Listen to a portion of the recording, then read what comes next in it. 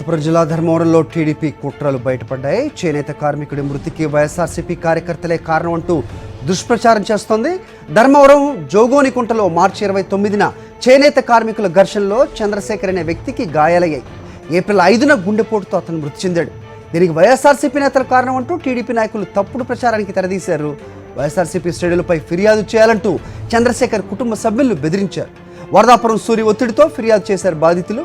TDP నేతల దాష్టీకాన్ని వైఎస్ఆర్సీపీ నేత కేతిరెడ్డి వెంకటరామిరెడ్డి ఖండించారు. ఈ ఘటనపై అసత్య ప్రచారం చేస్తున్నారని మండిపడ్డారు. టీడీపీ అభ్యర్థి వరదాపురం సూరికి ఓటమి భయం పట్టుకుందని, అందుకే దుష్ప్రచారం చేస్తున్నారని విమర్శించారు.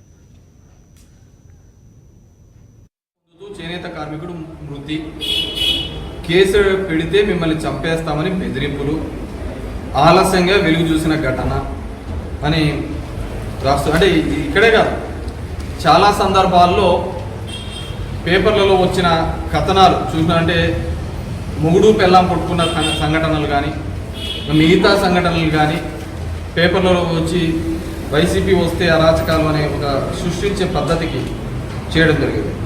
దీనిలో కొన్ని చోట్ల కట్టెలతో చితకబాదినారని, అల్టిమేట్ జారీ చేశారని ఆంధ్రజ్యోతి పచ్చపత్రికలో కథనాలు రావడం జరిగింది.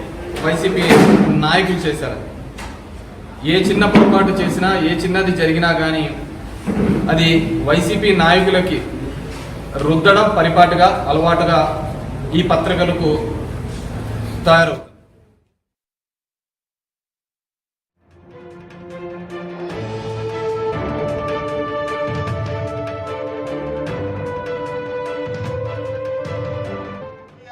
వరదాపురం సూరికి తగదు.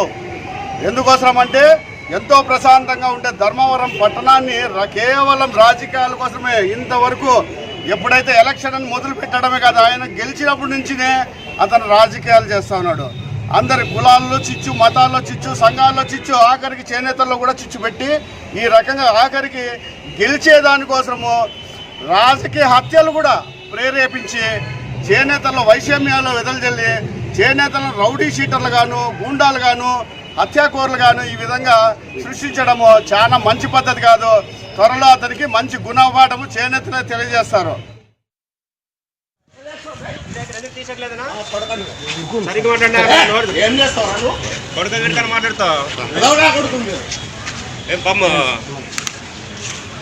మంత్రిగా ఉండి సంస్కారంగా అందరికీ ఉంది అధికారం, అందరికీ తీసాం మేము. సంస్కారంతో మాట్లాడండి, ఫస్ట్ మాట్లాడేది రాదు.